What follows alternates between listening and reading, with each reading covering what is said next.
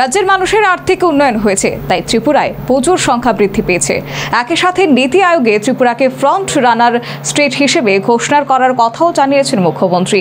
তবে নিন্দুক এবং ছিদ্রান্বেষীরা সুযোগ খুঁজবে বলে তাৎপর্যপূর্ণ বার্তা দিলেন মুখ্যমন্ত্রী মানিক সাহা।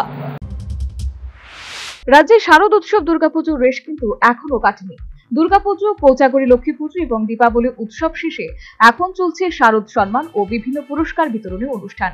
সেই আঙ্গিকে রবিবার সন্ধ্যায় রবীন্দ্র শতবার্ষিকী ভবনে অনুষ্ঠিত হল শারদ সম্মান অনুষ্ঠান। অনুষ্ঠানে রাজ্যসভার সাংসদ রাজীব ভট্টাচার্য, রাজ্যের কৃষিমন্ত্রী রতনলাল নাথ, পর্যটন মন্ত্রী সুশান্ত চৌধুরী, মেয়র দীপক মজুমদার সহ অন্যান্য প্রশাসনিক কর্তা ও বিশিষ্ট ব্যক্তিবর্গ এবং শিল্পী ও সাহিত্য জগতের ব্যক্তিত্বরা উপস্থিত ছিলেন। তবে মধ্যমণি হিসেবে উপস্থিত ছিলেন রাজ্যের মুখ্যমন্ত্রী মানিক সাহা। শুরুতে অন্যান্য অতিথিদের সঙ্গে নিয়ে প্রদীপ জ্বালিয়ে মুখ্যমন্ত্রী অনুষ্ঠানের উদ্বোধন করেন। গোটা অনুষ্ঠান যেহেতু শারদ উৎসব সংশ্লিষ্ট, সুতরাং মুখ্যমন্ত্রীর ভাষণে ছিল সাজুজ্য তথ্য সমৃদ্ধ বক্তব্য। রাজ্যের মানুষের আর্থিক উন্নয়ন হয়েছে, তাই ত্রিপুরায় পুজোর সংখ্যা বৃদ্ধি পেয়েছে বলে অনুষ্ঠানে মুখ্যমন্ত্রী নিজ ভাষণে জানিয়েছেন।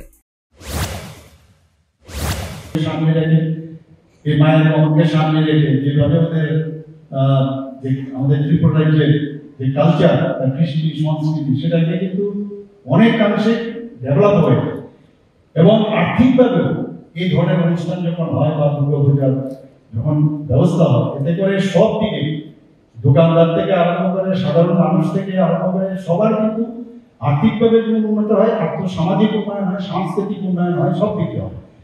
তো এই যে আজকে পুজোগুলো বেড়েছে, সেটার একমাত্র কারণ যে ত্রিপুরার মানুষের আর্থিক উন্নয়ন।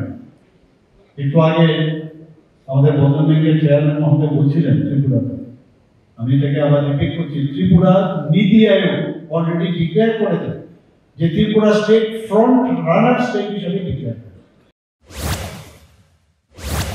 শুধু তাই নয়, রাজ্যের অর্থনৈতিক উন্নয়নের দিশা দেখিয়ে রাজ্যের ত্রিপুরা বর্তমানে ফ্রন্ট লাইনার স্টেট বলেও তিনি নীতি আয়োগের উদ্ধৃতি দেন। একই সাথে নিন্দুক এবং ছিদ্রান্বেষীরা তাদের কাজ চালিয়ে যাবে বলেও তাৎপর্যপূর্ণ বার্তা দিলেন মুখ্যমন্ত্রী।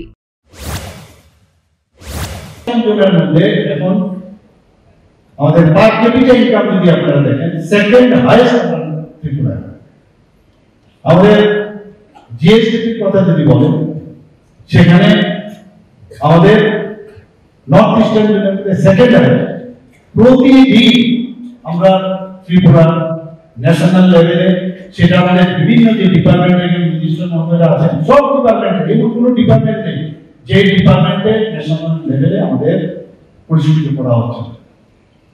তো অর্থ আমরা ঠিকভাবে চলছি, আর এগুলো থাকবে যখনই ঠিকভাবে আপনি যদি বলেন, কিছু না কেউ যারা নিন্দুকরা আছেন তারা বসেই আছেন যে ফল্ট ফাইন্ডিং বুঝবে কোথাও কিছু আছে কিনা, এখানে আইনের শাসন নাই, নাই, তাহলে তো এখানে থানা কাছারি না থাকলেই থানা কাছারিও থাকবে, দেখতে হবে যে আর যে কোনো জায়গায় যা হচ্ছে সাথে সাথে আমাদের সরকার সেগুলোকে অ্যাড্রেস করছে।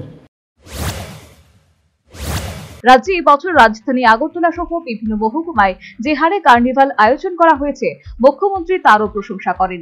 70 দশকে রাজ্যে ক্লাব ও বিভিন্ন পুজো কমিটিগুলি অস্ত্রের ঝংকারের কথা উল্লেখ করে রাজ্যে বর্তমানে সে পরিস্থিতি নেই বলেও তিনি জানিয়েছেন। সর্বোপরি রাজ্যের মানুষের আর্থিক উন্নয়ন হয়েছে বলে ত্রিপুরায় পুজোর সংখ্যা বেড়েছে, এমন অভিমত ব্যক্ত করলেন মুখ্যমন্ত্রী মানিক সাহা। রাজ্যের অর্থনৈতিক এবং অন্যান্য ক্ষেত্রে উন্নয়নের দিশা উল্লেখ করে বিভিন্ন দপ্তরের কাজকর্মের তিনি প্রশংসা করেন। তবে ছিদ্রান্বেষী এবং নিন্দুকরা তাদের কাজ চালিয়ে যাবে বলে তাৎপর্যপূর্ণ বার্তা দিলেন মুখ্যমন্ত্রী Manik Saha. Bureau report, News vanguard.